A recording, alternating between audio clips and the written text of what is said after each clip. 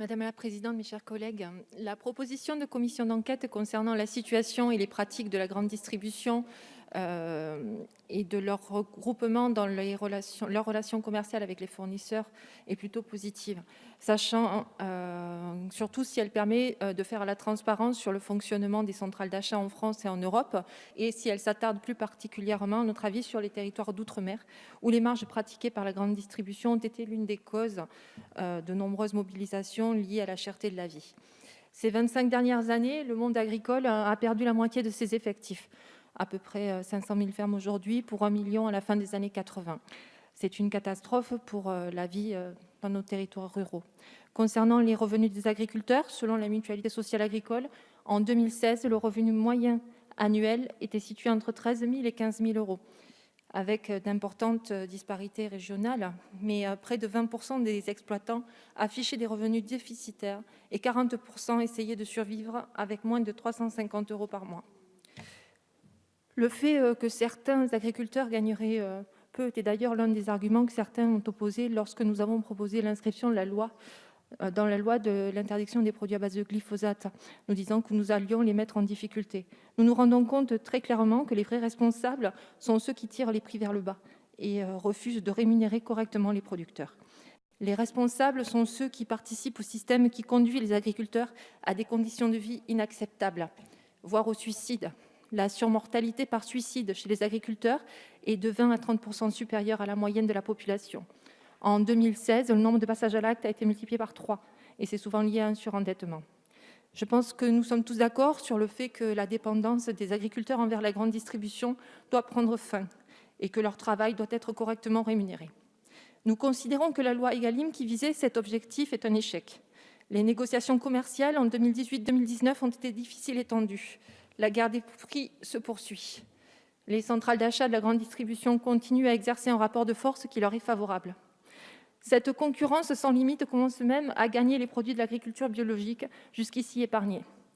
La loi Egalim reposait sur 3 dispositifs : une hausse du seuil de revente à perte de 10%, un encadrement des promotions, des négociations commerciales partant des coûts de production et basées sur des indicateurs, et une demande d'étude de la situation des centrales d'achat par autorité de la concurrence. L'entrée en vigueur du relèvement du seuil de revente à perte n'a pas atteint son objectif. Jusqu'à présent, la grande distribution a augmenté les prix de produits de grande consommation, sans pour autant que cela ruisselle jusqu'aux producteurs. La seule amélioration concerne la filière laitière, mais cela s'explique en partie par les conditions de marché.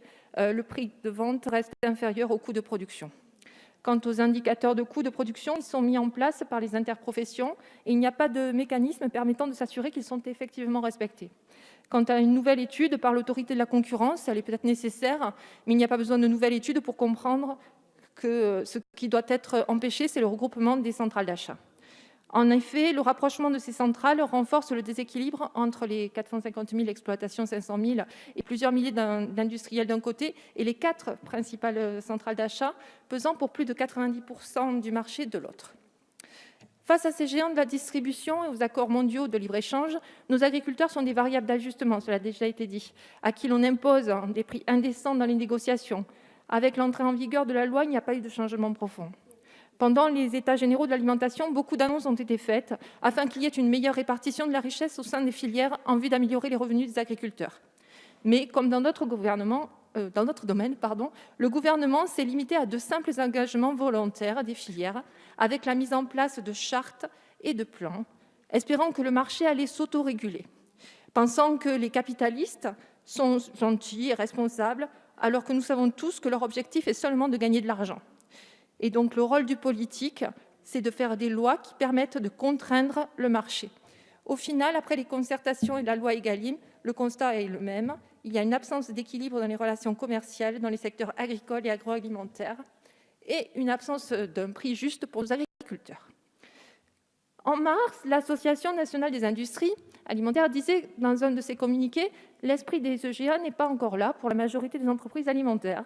Même si l'on note des efforts des enseignes d'un point de vue comportemental, les relations commerciales restent extrêmement déséquilibrées. Donc les demandes de baisse de prix encore et toujours dogmatiques se poursuivent, le coût des matières premières, les efforts et engagements des entreprises pour la montée en gamme et la meilleure rémunération des agriculteurs ne sont toujours pas pris en considération. On observe toujours un chantage pour le prix le plus bas, avec des menaces de déréférencement. Les PME et agriculteurs sont soumis au chantage des négociations commerciales. L'autorité de la concurrence a d'ailleurs ouvert en juillet 2018 une enquête sur les alliances à l'achat des distributeurs et des centrales internationales. Les résultats permettront bientôt de connaître leur réel impact. Et on peut se féliciter que le ministre de l'économie souhaite sanctionner le groupe Leclerc d'une amende de 100 millions d'euros suite au choix du groupe d'avoir délocalisé ses négociations commerciales via une centrale d'achat en Belgique, voulant apparemment contourner la législation française. Ce groupe termine l'année 2018 avec un chiffre d'affaires de 37,75 milliards d'euros, soit une progression de 1,5% par rapport à 2017. Je rappellerai qu'en 2017, un quart des agriculteurs vivaient sous le seuil de pauvreté. Et en 2013, M. Leclerc déclarait « La loi, je m'assois dessus lorsqu'elle est contre moi ». Il semblerait que les États généraux de l'alimentation ne l'aient pas fait changer d'avis. Nous verrons bien, après la commission d'enquête, ce qu'il en est. Donc, nous sommes très favorables à cette commission d'enquête et nos propositions, nous pensons qu'elles auraient pu faire que, par exemple, les prix planchers, les coefficients multiplicateurs, la suppression des oligopoles de la grande distribution auraient permis de résoudre certains des problèmes qui se posent actuellement et auraient permis une juste rémunération des agriculteurs.